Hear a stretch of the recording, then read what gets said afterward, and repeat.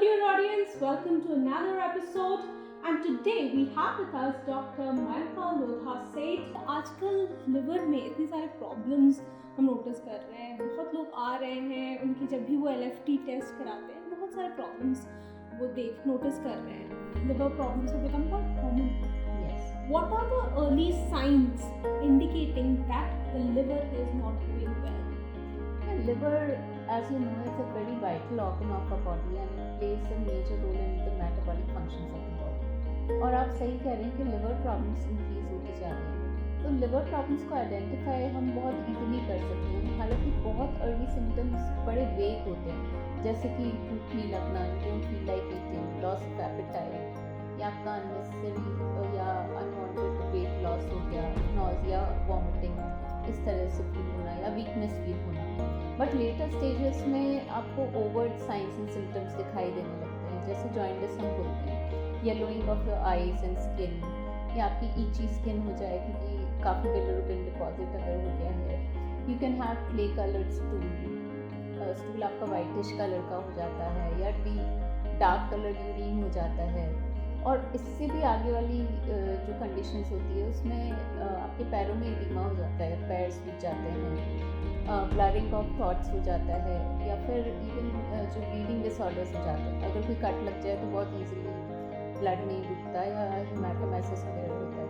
सो इस तरह से अर्ली, मीडियम और लेट कई तरह के साइंस एंड सिम्टम्स होते हैं जिनकी वजह से हम लिवर डिजीज़ को पहचान सकते हैं. मैम, आजकल फैटी लिवर बहुत कॉमन हो गया है. What has led to a rise in fatty liver?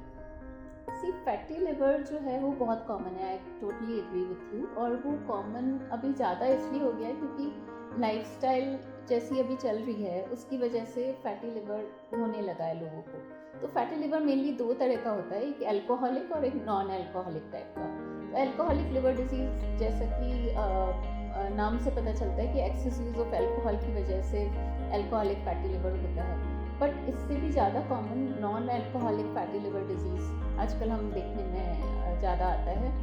इसके मेन कॉजेज़ होते हैं ओबेसिटी, टाइप 2 डायबिटीज़, या आपका हाइपर कोलेस्ट्रोलीमिया, हाइपर ट्राइग्लिसराइडीमिया, और इवन PCOD जो कि आजकल बहुत देखने में आता है, उसकी वजह से भी फैटी लिवर डिजीज़ होता है. तो इसके अंदर आपका लिवर में जो फैट है वो इंक्रीज हो जाता है बेसिकली.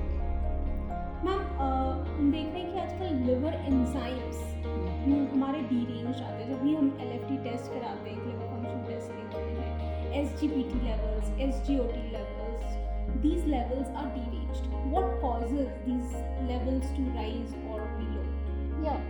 सो लिवर फंक्शन टेस्ट का ये बहुत इंपॉर्टेंट कंपोनेंट होता है जिन्हें हम लिवर एंजाइम्स कहते हैं. तो SGPT, SGOT और GGT और अल्कलाइन फॉस्फेटेज, ये 4 तरह के एंजाइम्स होते हैं. तो मेनली जब भी लिवर सेल्स को इंजरी होती है तो SGPT और SGOT जो है वो सेल में से निकल के ब्लड में चल जाते हैं, तो उनके लेवल्स हमें हाई मिलते हैं.